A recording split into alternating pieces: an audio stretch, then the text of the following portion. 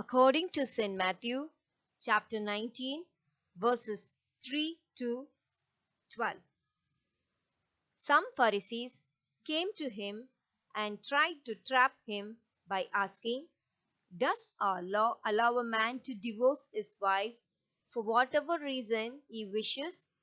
Jesus answered, "Haven't you read the scripture that says that in the beginning the Creator made people male and female? And God said, 'For this reason a man will leave his father and mother and unite with his wife, and the two will become one.' So they are no longer two, but one.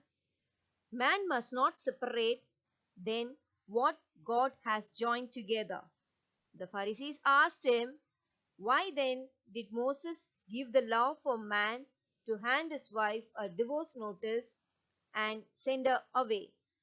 Jesus answered, "Moses gave you permission to divorce your wives because you are so hard to teach. But it was not like that at the time of creation. I tell you, then, that any man who divorces his wife for any cause other than her unfaithfulness commits adultery if he marries some other woman."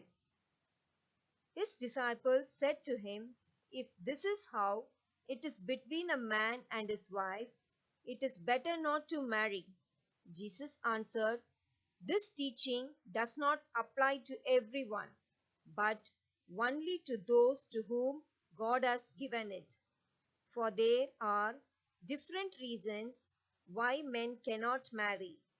Some because they were born that way, others because men made them that way, and others do not marry for the sake of the kingdom of heaven. Let him who can accept this teaching do so." Thanks be to God.